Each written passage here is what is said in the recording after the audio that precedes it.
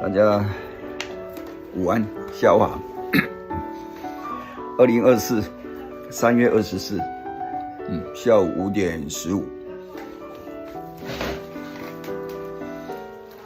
今天跟大家聊一下这个喉咙痛，没有声音，吞咽这个痛等，咳嗽没有声音，痛，这个喉咙等等。刚好昨天去聚会啊，那我一个同学完全没有声音哇，这里痛，这里痛。通常3个地方，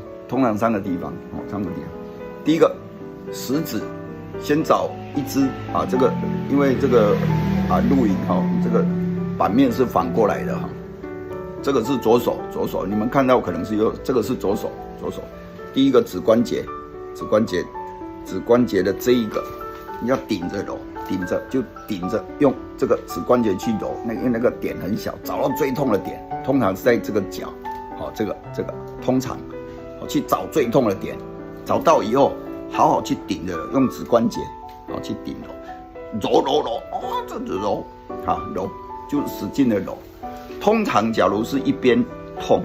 那我们这个天突左边这个天突左边这里也痛，这个凹陷就咽喉下这个叫天突，左边同一边，通常都同一边痛，同一边，那你这个就好好揉，那你揉了以后再揉这个另外一边比较不痛了，先揉最痛了，再揉比较不痛了，揉，这个从这个地方凹陷去先揉，这同一边，那另外一只也是，另外一只去找最痛了，再揉这一边，这个还有一个，这脚的大拇指，这个影片来脚大拇指的这一个，用这一只比较方便，这一个侧边，这个侧边这个第一节关节跟第二节关节，第二节关节的边，第一节嘛，第二节的这个边，包括这个旁边这个第二节去揉，找最痛的点去揉，用这个要不然指关节去顶揉，这个脚顶着去揉，找最痛的点揉，揉这样搬找去揉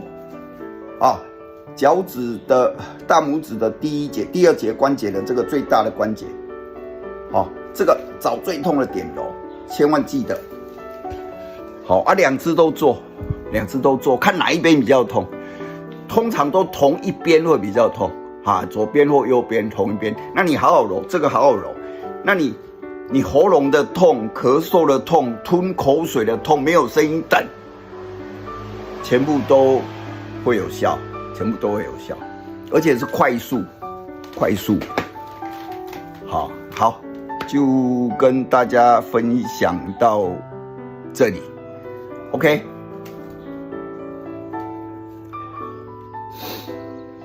美好下午。